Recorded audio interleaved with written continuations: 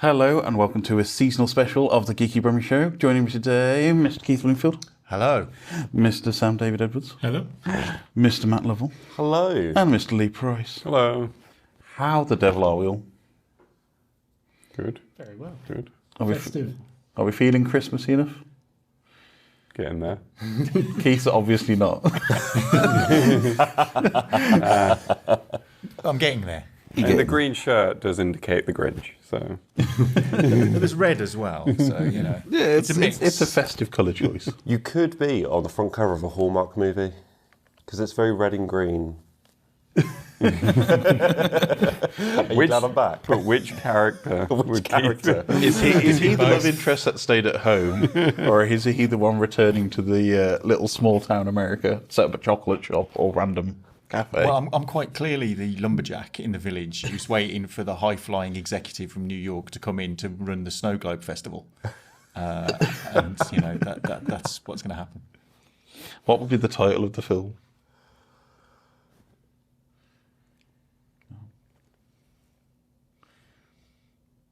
No. I just can't think of anything that's broadcastable. Logging off for Christmas. There we go. There's the lumberjack thing. That'll do. That'll do. That has the high-flying exec coming home. Anyway, on today's show, we'll be having a regular geeky gift guide, which we do every year, to tell you about the best purchases in Brum and beyond.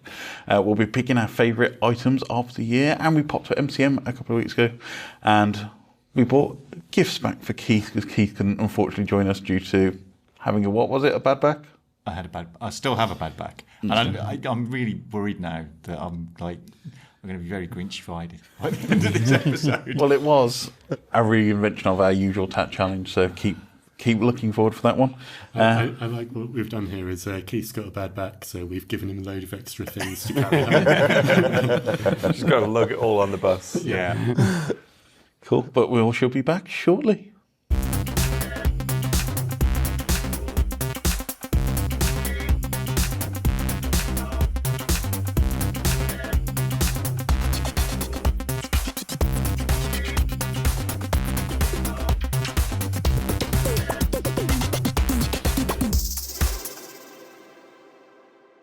Right, it is time for our regular geeky gift guide. Every year we kind of mine the depths of what you can find in Birmingham and beyond for geeky gifts, and we bring you some highlights. Usually we try and stick to around about a £10, £100 and an unlimited gift, but with the current UK climate, I think we're just picking some favourites for ourselves and a bit more regionally budgetly priced. Matt, do you want to kick us off? Yeah, so my budget-friendly gift is one that keeps on giving all year round, and it's a membership to Independent Birmingham. So Independent Birmingham, it's now an app, but it's also a card. It's $1.99 a month, and you get loads of 25% offs at loads of independent bars and restaurants around Birmingham. But the app also doubles up as hyperlocal news, so it talks about all the different places in Birmingham to go and places for entertainment, that kind of thing, all which you can get discount on or deals with via the Independent Birmingham app. So I would give a subscription. So $1.99 a month, if my maths is right, that's about £25. Am I right? Or do I look like a dick? Because I can't count. No, Just under 25, just yeah. under £24. Just £24, even cheaper. So for £24, which is essentially a takeaway, you can give someone discounts all year round and a chance to really explore Birmingham. My middle range is so Tokyo Toys on the Birmingham High Street. They have the Death Note manga box set. So they've got the box set for £90, or you can get the all-in-one manga of Death Note, which is all of the volumes in one for £45. And I would get that because my niece particularly is getting into anime and manga, and she loves Death Note, but she's never read the manga. So for me, that's like a perfect gift. But Tokyo Toys as well also just has loads of cool anime and manga related merch as well. So you can get even little things for under £10, like keychains, wallets, that kind of thing for people at very little cost. And for my high end, I've kind of broken the rules a little bit because I'd buy it for my friend who lives in Birmingham, but I'd get it on eBay because it's quite rare. And it's a replica shack room that is from Xena Warrior Princess. Because we've recently been rewatching. He lives in my complex, and we'll like once a week go and watch a couple of episodes of Xena. And every single week he's watching it on eBay, this shack room, because he sold his ages ago when he was strapped for cash, and it's now worth about £400. So that's my high-end item. Very nice selection. Keith, how about yourself? The first two you'd be able to pick up from our local comic store, which is Worlds Park, Birmingham, down on Small Book Queensway. So you can pop in there and pick up your comic-related gifts there. But my two picks for the lower end is a series written by Tom King and illustrated by Greg Smallwood. It's ran over the last year. It's now been collected into 2 volumes. So for the lower figure, you could buy the 1 volume, but they split it into 2, so you could spend a little bit more and get both. And it's The Human Target, which is a character called Christopher Chance, who basically assumes the identities of other people to be like a human target. So if they look up for assassination or they're going to be like taken out, he can be the character. But whilst on a job protecting Lex Luthor, things go sideways, and he has to spend 12 days each issue solving his own murder. So it kind of starts off at the end and works its way back in as a way of him kind of finding out who it was that's done him the dirty. And it's kind of set outside of main DC continuity, so you haven't got to worry about knowing anything about it. But Ice from Fire and Ice and Guy Gardner turn up as well in there, which causes a bit of a ruckus if you know the history between Ice and Guy Gardner and stuff. But it's a brilliant series. Tom King writes a lot of great books. He wrote one of my picks from last year, which was the Supergirl Woman of Tomorrow, which James Gunn's going to be using as the template for his Supergirl movie that's coming up. But it's an excellent series, looks beautiful, got that kind of very 50s, 60s kitsch vibe to it, excellent story, great art, so go and get that. Get both volumes, obviously, because you only get half the story if you only buy the one. And it comes in a hardback and a paperback edition, so you can kind of pick and choose. My next pick, which is kind of mid-level, is one I haven't bought myself, but I want to, and grab them while you can, because they do get a little bit rare, and it's the 2000 AD Art of Mick McMahon Apex edition, which is a big, oversized hardback with the original art as it was drawn. And it features, he did one last year, which was his Judge Dredd work. This one is more of his work outside of Dredd, so it features a lot of slaying. There's some stuff from The Last American, which is an epic book that he put out in the kind of late 80s. And the joy of these books are literally just seeing that original art, and you can see, like, you know, how much work went into this, how the lettering gets done, all the rest of it, and you can just pour over the stories. They're not whole continuous stories, so it's if he's done the art for a particular issue, it's kind of illustrated in there, so you're not getting the kind of the whole story, but you're getting enough of it to kind of understand it. But it's the appreciation of the art that's gone into it. They've done a few of these already, and I hope 2080 continue to do them. But yeah, it's killing my wallet to get these because they're a little bit expensive. So this one's £100 if you buy the regular edition, and it's £160 if you buy the slipcase one, which comes with a couple of extras and is signed by Mick as well. But it's well worth your money. And my high-end choice is something I splurged on a little bit myself as well this year. Is everybody always thinks that TV is the most important part of their home movie setup, but everybody forgets sound. And I've had a kind of AV system for a while. It's getting on a bit, but the wires are killing me. So there's wires everywhere. So my high-end recommendation is to go with a Sonos wireless surround sound system. And it's modular, so you can start off with a low-end soundbar like their Ray. You can go up to the Beam 2 or the Arc, depending on the size of your spaces and what you want. And then you can add a subwoofer and surround sound speakers. And it all works through their app. If you're an iOS person, you can also use their TruePlay system, which kind of sets up the audio so it perfectly matches your room.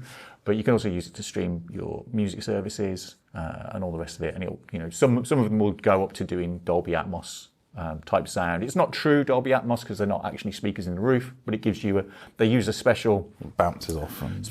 it's a Star Trek technobabble reason that they use. That it's got an illustration that looks like straight off Star Trek with bubbles and stuff, and the sound's doing all this weird stuff. So it's some kind of like audio spatial anomaly in your front room. But yeah, if you want to kind of upgrade your massive TV system or projector system, add some surround sound because the mixes on a lot of surround discs or streaming services are great. So if you only watch Nope in your TV, you haven't really heard it properly. So I recommend upgrading your home video system with a nice shiny new wireless surround sound system. Awesome, good choices. Thanks, Keith. Sam?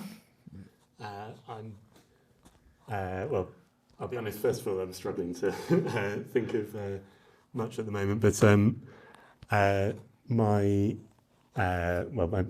mid-range choice, I think, would be, I mentioned earlier in the year, I've been getting more into sort of Warhammer type stuff recently, and there have been some really beautiful models they've released in the last few months.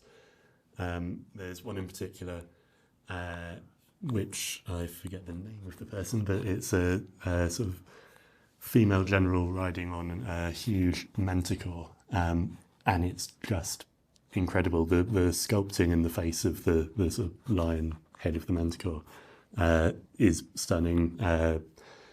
Obviously, the one they've got painted up for their advertising is beautifully painted as well. It's just really lovely feathers in the wings, and she's got this cool kind of like throne that she's sat on to ride it.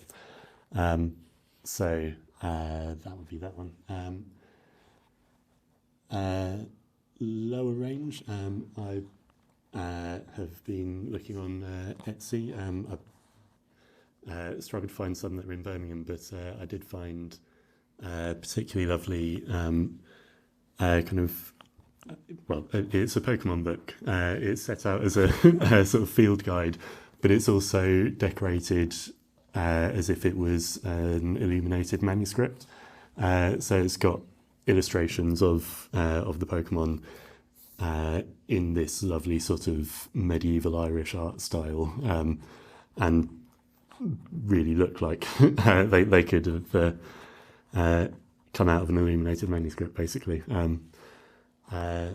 So that would be my lower range one.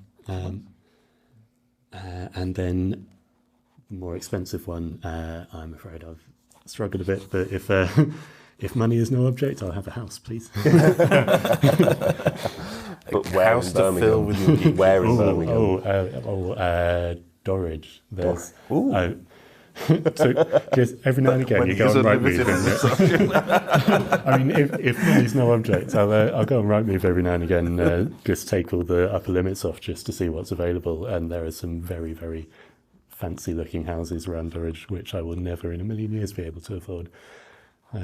But yes, that would be lovely. Awesome. How about you, Ryan? Right, for myself, so for the low end, kind of breaching that £10 limit, but AnimeCon is coming back to Birmingham for the 15th and 16th of June 2024. We went this year, it was really good fun, lots and lots to do. They've got another event on in London in February, but they're back up our way in middle of the year.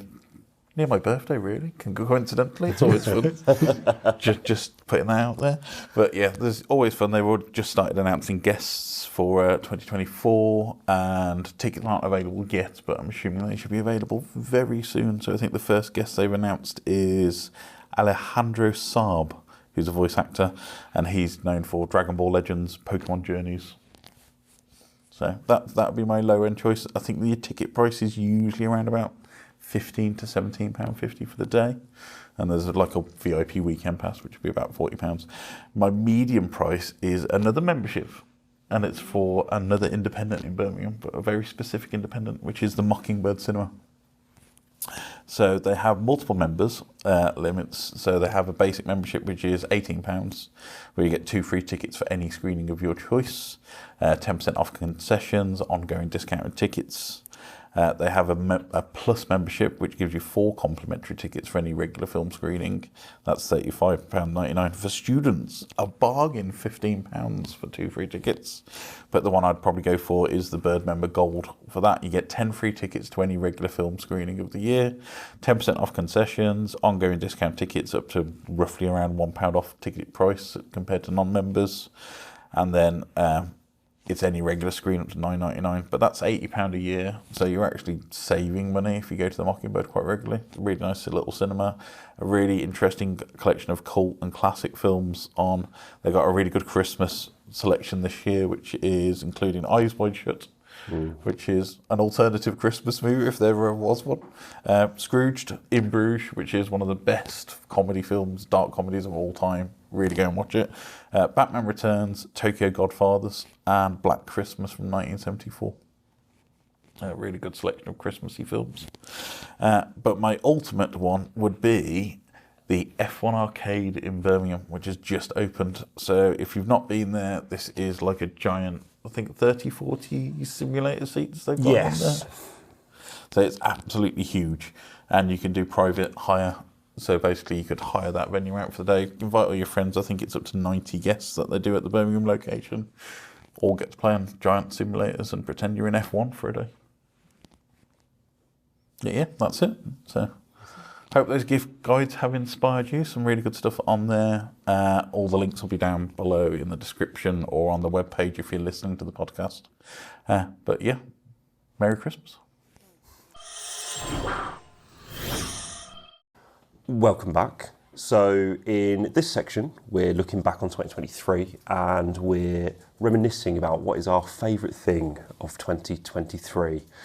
So I'm going to start with Keith. Right, I'm cheating a little bit because there's been a lot of good things this year. Lots of good TV shows, lots of great things.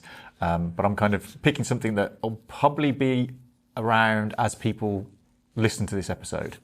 And I'm kind of super hyped for it. And I know it's going to be my favourite thing of the year, regardless of anything else. I know this is going to be completely the thing. But You should be really disappointed. About to appear in cinemas right now is a film called Godzilla -1, which is directed by Toshiki Yamazaki. I hope I've got his name right.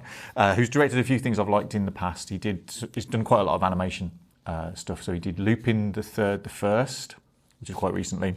And he did a film I loved a few years back called The Returner, which was just a bonkers movie which had transforming robots and everything in there. Much better than any Transformers movie you've ever seen. But this is kind of continuing the resurgence of the Godzilla's films from Toho. So a few years back we had Shin Godzilla, which was set in more contemporary times. But this one is set in post-war World War II Japan, and is again looking at the kind of implications of war and nuclear bombs and stuff. Some people are referring it to it as a kind of an add-on to Oppenheimer, as a reflection of the kind of the Japanese view of nuclear Armageddon. So do we get shots of Cillian Murphy just looking horrified? Godzilla, what have I done? Thankfully not. We get a lot of very brutal Godzilla. Apparently this is one of the most savage Godzillas that we've had in a long time. But reviews from Japan earlier in the year have been fantastic. Reviews from America at the moment have been really good. It opens on the 15th of December.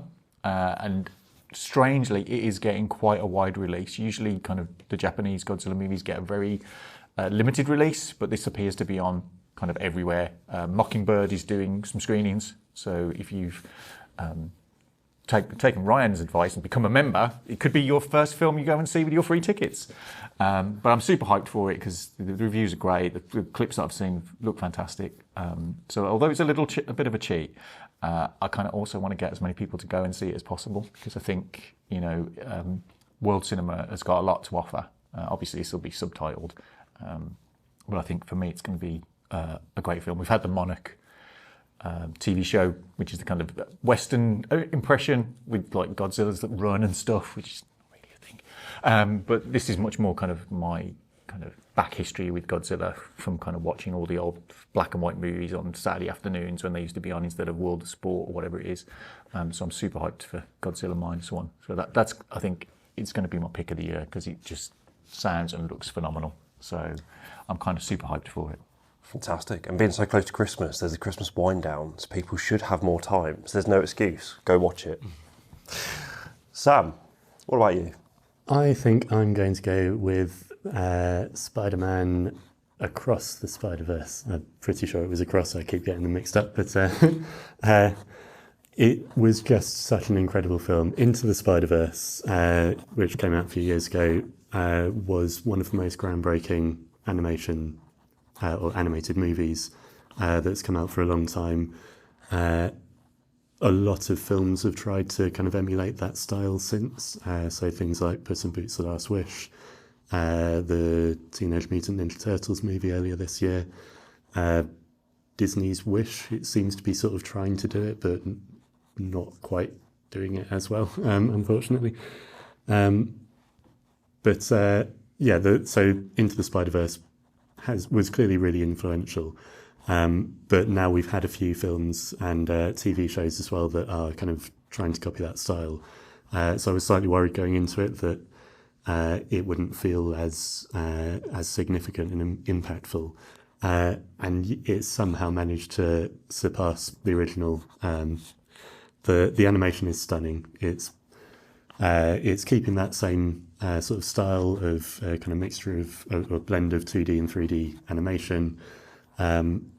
But then also manages to find different variances of it based on what universe the plot is in at any given time, what characters on the screen. There's Spider-Punk is sort of animated as almost like stickers that you'd put on a guitar case.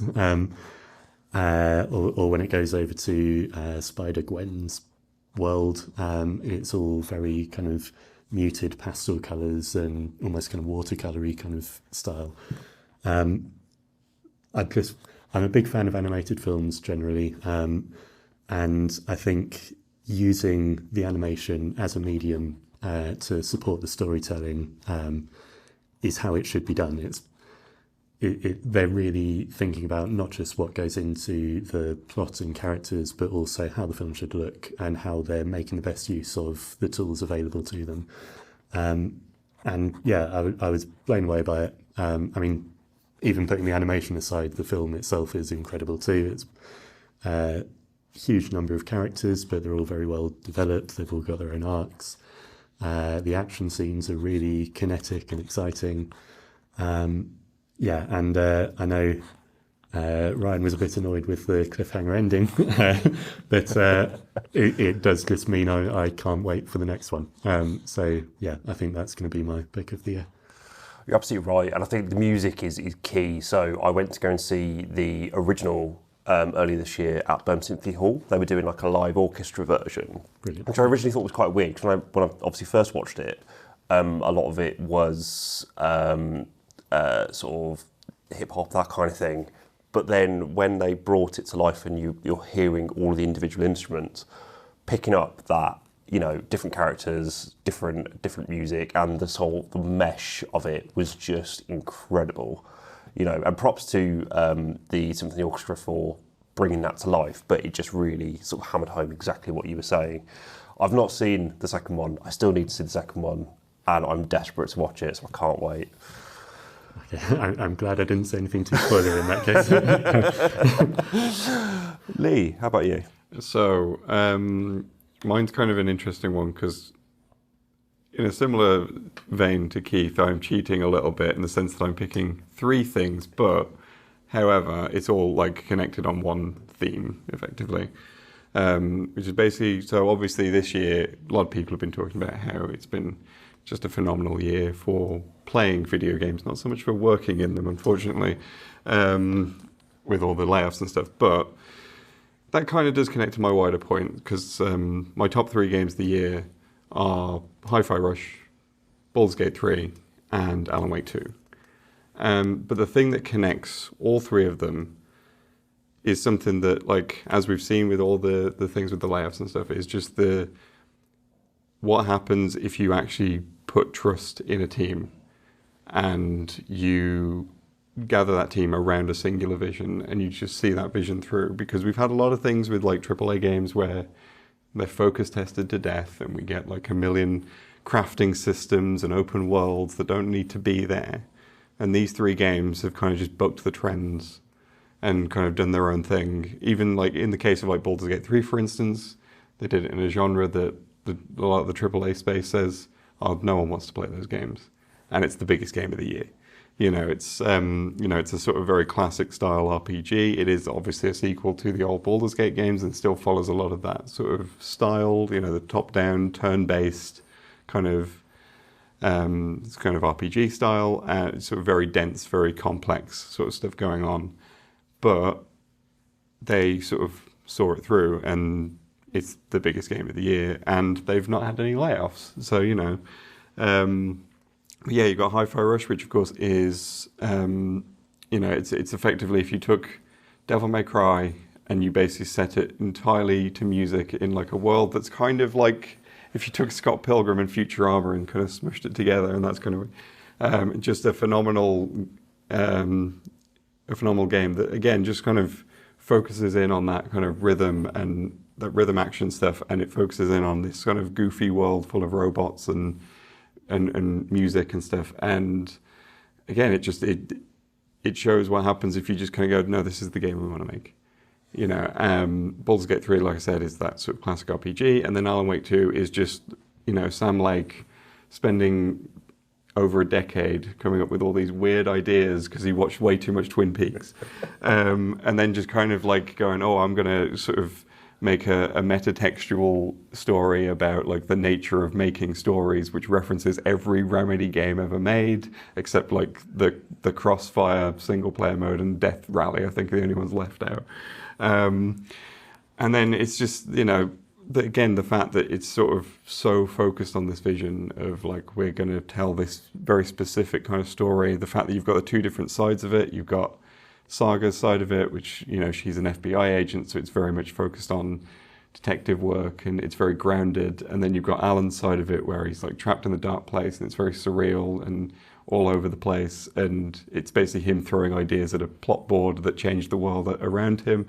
So it kind of shifts around. And then, of course, it's got the brilliant musical bit, which is everyone who's played Alan Wake 2 will say it's the best part of the game, and it is. But again, it kind of shows in a year where we've had all these sort of layoffs at companies, especially companies that have been chasing the live service thing, we've had these 3 big single-player games that have sort of very kind of almost rebelliously kind of gone, no, we want to do this, regardless of what the trends are. And they've trusted in the teams to deliver these games, and they've just become some of the best games of the year. So I think that's my thing of the year, really. Yeah, and I think I agree as well. And also I think in terms of how they've been marketed as well, yes. It's not the Todd Howard on stage talking about millions of worlds and how they're all diverse. It's literally just, here's the game. Yeah. On the grand scheme of things, like Baldur's Gate, I'm not the oracle of gaming news, but that kind of just dropped for me. Like everyone just suddenly started talking about it, and I was like, oh. So Baldur's Gate 3 is an interesting one because it was in early access for like 3 years. Yeah. And it obviously had like a good community built around it. But then it came out in like its full version in August this year, and it just kind of exploded. And a big chunk of it is like word of mouth on social media. A lot of it was because it was people just kind of going, oh man, this is amazing. Yeah. This is my favorite character, and making memes about characters and stuff. And so more people saw it and was like, yeah, I kind of need to play this. This sounds cool. And I think also just the fact that one of their initial trailers was just like, oh, by the way, you can have sex at the bar. And I think that kind of got people very intrigued as to what is this game. Like you said, Hi-Fi Rush really was that exact thing. It was just an Xbox showcase, and Tango Gameworks showed up and went, here's our new game. It's out now. Enjoy. And I think it being on Game Pass as well kind of helped that, because people were just like, this looks really cool. Oh, I can play it right now. And I can just like install it right now. I don't have to buy it if I've already got a Game Pass subscription. So that really helped it. Obviously, with Alan Wake 2, I think that it did have a bit of a longer marketing cycle. It has shown up at like, Summer Games Fest and things like that. But I think it's one of those things where they've kind of built up the sort of fan base over the years. You know, the original Alan Wake came out in 2010. It became a cult classic over the past few years. Control came out in 2019 and grabbed a few more people. I'm definitely among those. And obviously with that, it was like released for free on like everything at some point, or it was on Game Pass briefly, or I think it ended up on PlayStation Plus at some point. So it kind of got a lot of attention through all that, and it's kind of built up this audience. So now it's like, okay, here's like all of the culmination of all of that is now here. So yeah. Yeah. So I'd probably say my thing of the year is I've been to quite a few gigs in Birmingham this year, which I'm quite proud of, because that was one of my New Year's resolutions. And the one that really blew me away was in November, and it was seeing Chemical Brothers in Utility Arena with the Mr. Geeky Brummie over there. And I just loved it because I've always wanted to see them. And with sort of the death of Keith Flynn, Daft Punk sort of like hanging up the mantle, that kind of thing, I thought I need to go and see them while they're still going around. And Chemical Brothers were just phenomenal. Like, they were, their quality has not dipped at all, but the way they mixed all of their tracks as well was perfect. They would play around, as a lot of these kind of artists do, but not in a way that messes up what you're there for with the tracks. But also they structured it in a way where they would bring you up, get you like all high as a kite, and then bring you a bit down to a bit more wavy, and then bring you right back up again for like a finale. It was just so fantastic, and the atmosphere was amazing. The crowd was fantastic, and yeah, I just had such a good time, and it was great compared to some other gigs I've been to, where especially the audience have just been really lame. Like, even if the performance has been fantastic, there's a lot of people just stood there on their phones recording the entire thing, or just not really getting into it. But with Chemical Brothers, everyone was into it, and it was just really, yeah, just such an experience. So for me, that's my highlight. It does make a difference, doesn't it, when the audience is properly engaged? 100%. Like, I've been to gigs before where you almost feel like you want to be yelling sorry to the people on stage. Like, well, you didn't have it in Liverpool. Literally, I mean, I went to see, so I actually went to see Prodigy a few weeks afterwards. They were phenomenal in terms of the actual performance was amazing. They did a beautiful tribute to Keith. Audience dead in the water. Like, it was as if they were watching Adele. Not there's nothing wrong with Adele, but like just that kind of atmosphere of just sat milling, and you know how like hard Prodigy tracks are. And just me and my friend. Yes, Invaders Must Die is fascinating. Yeah, exactly. And just me and my friend were just like, what is going on here? Like, you know? And it made a massive difference because like their performance was, up there with Chemical Brothers, but the fact that the audience were just so lame, it just didn't create the same experience. So yeah. Yeah, I mean, I can definitely like agree with the sort of sentiment of like a good audience, because again, the Sonic symphony thing, it was an entire symphony hall of people just going nuts for Sonic music. Yeah. Which, on paper sounds really silly, but then you're in the atmosphere and you just kind of get swept away with it, and it's great. Well, even with, like I said, like the Spider-Man Into the Spider-Verse thing I went to at Symphony Hall, same sort of thing. Everyone was just, obviously we're all just a bunch of nerds, but everyone was just having a really good time with it, even though we'd all probably seen it and listened to the music hundreds of thousands of times, So yeah, absolutely. We'll be right back.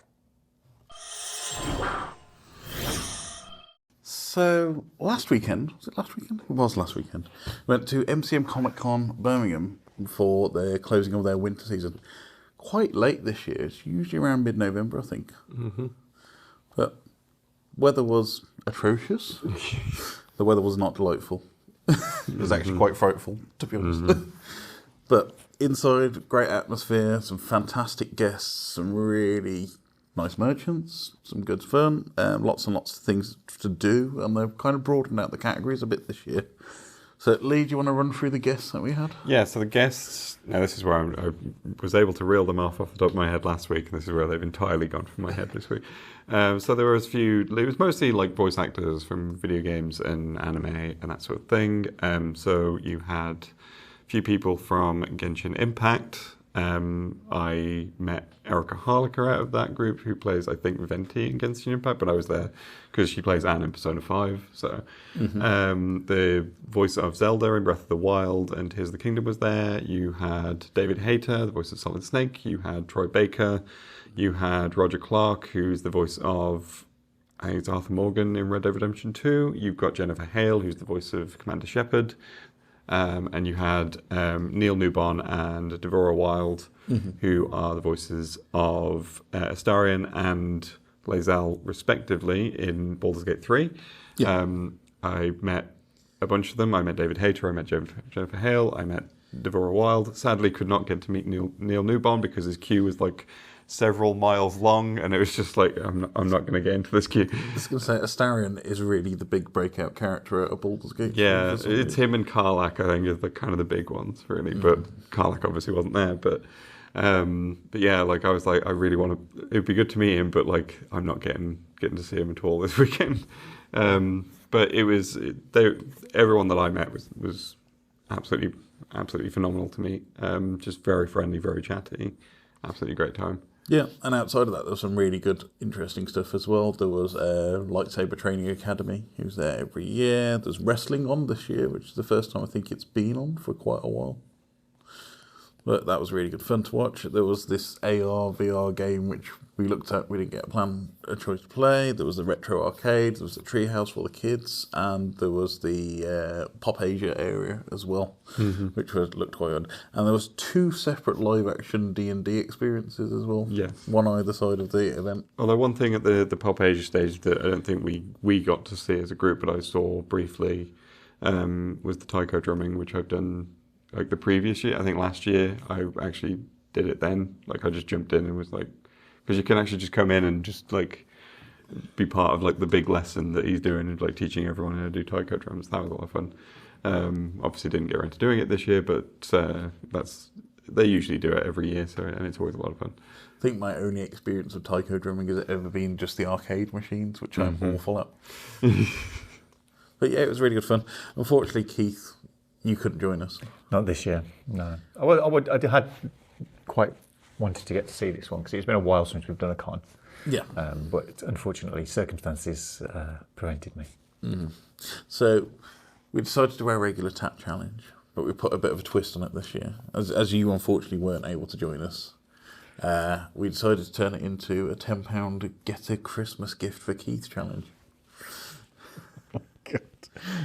So 10 minutes running around, £10. I think I'm the only one who spent the full amount. I think you. I spent the full amount, and I was the only one who was back within 10 minutes as well. Mine took some customisation, but you'll see why later. I mean, in my case, it was because where I got it from was like it was selling a lot of Pokemon cards, and there was one guy speaking to the vendor for like a good 5 minutes about like, oh, well, I've got all these Pokemon cards. Could you value all of them? And I'm just like, could you hurry up? Cool. Who wants to go first then? Do I have to do this blindfolded or anything first? No, I think you can pick. So if you go and watch the MCM video we've thrown up on the YouTube channel, you can see our very speeded up footage of us running around trying to find stuff. But yep, Keith, you can choose who you want to go first. Let's go with Leigh, I think. Okay. Did you pass that, Keith?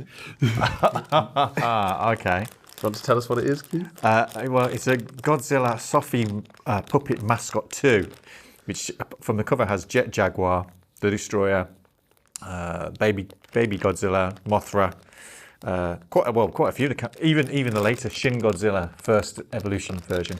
Yep, you've got your blind bag. So it's a blind bag, which is good. Squishy. A squishy. It doesn't feel any shape like Godzilla, so shall I open it on, just remember, the store that I bought this from was basically that and Pokemon cards. Cards. Okay. So let's see what we blind bagged it.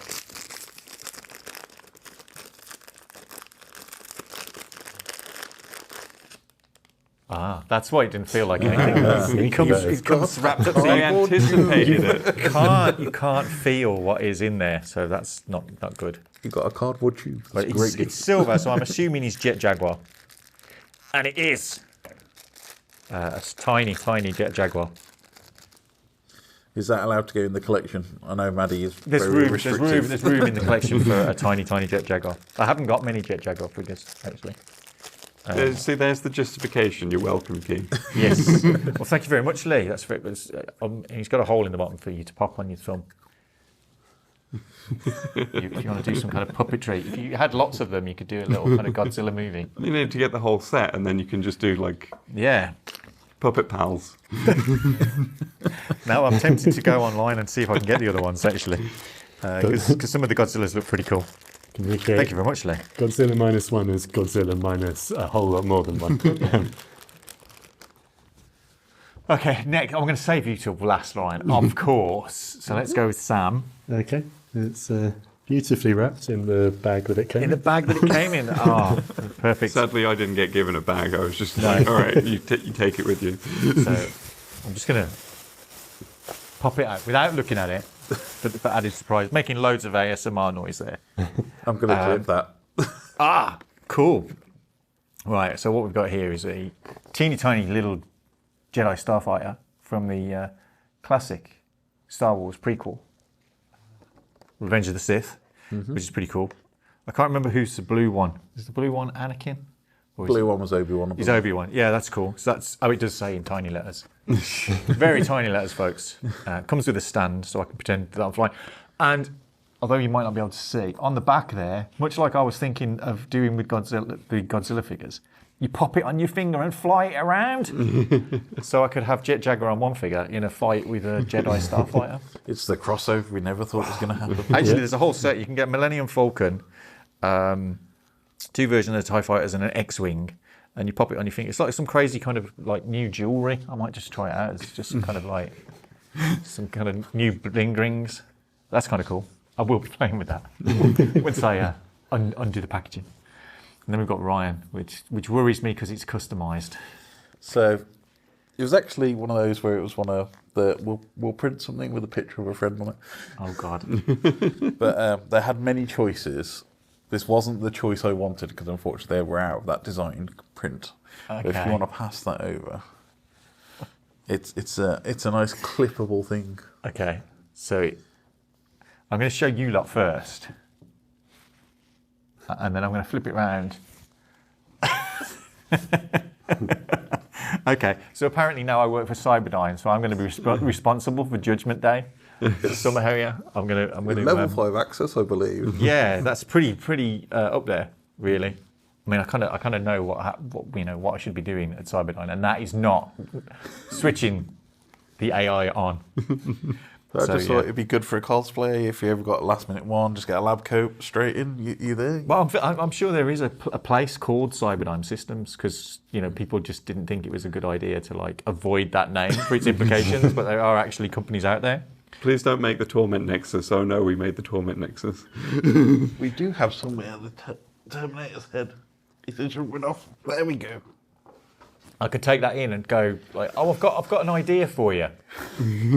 Yeah, so I could do the whole thing. Get a white lab coat. I've got a blue coat that I could use. That's quite cool, awesome. That's kind of cool. Yeah, I don't think it'll get me in anywhere, but I might try it out at some places. It's good.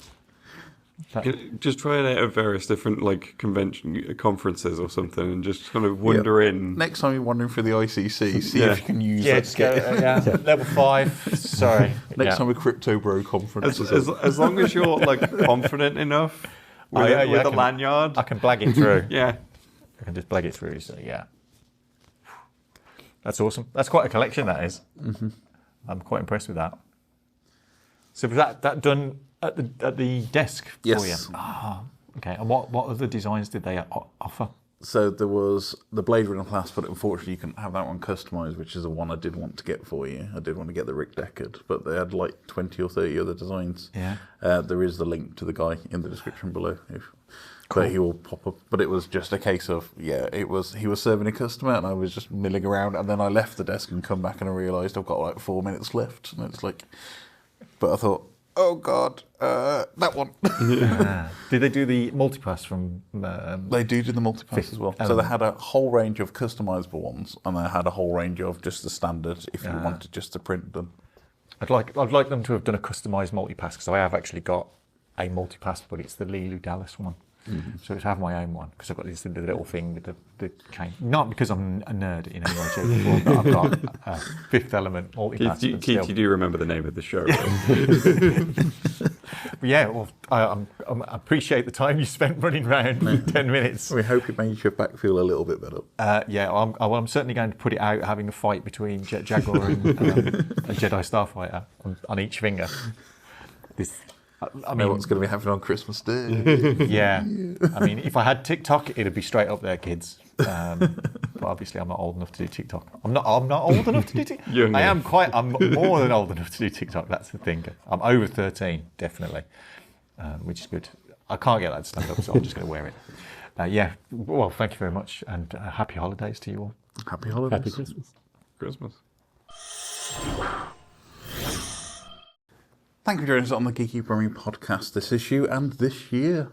This is us for 2023. I'm sure we'll be back in 2024. I hope. Yes.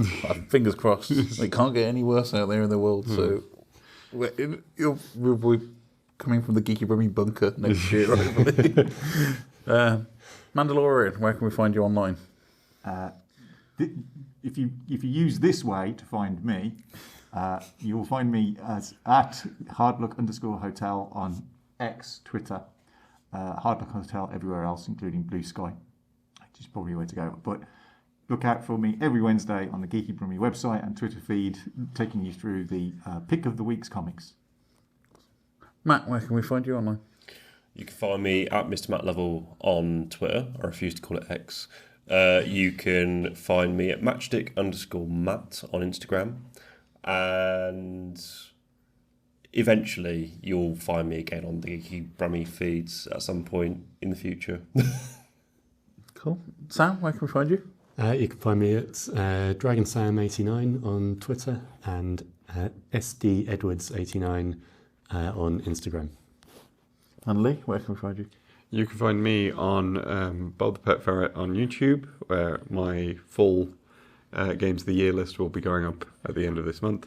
And you can find me on The Cheap Ferret on Twitter, and you can find me doing games writing stuff online. I work primarily at Silicon Era, so you can find me there. You can also find me on the Geeky Brummie website every Friday. Well, not for the rest of December, apart from the top 50 most notable games of the year at the end of the month. There will be no more games release roundups for this month, but they will return in the new year, which is showing the latest games releases for the week. Awesome. And what about you, Ryan?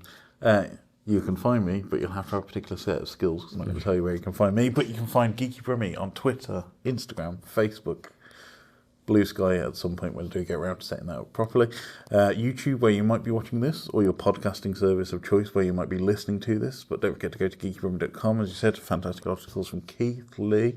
Don't also forget we do Birmingham Anime Film Festival in association with the wonderful people at the Mockingbird. More to come on that in 2024. So we're coming back for 2024 and we'll be releasing the new films soon. But otherwise, it's been a fantastic year. Thank you all for joining me. And thank you all for listening or watching us, but we shall see you in 2024. Bye.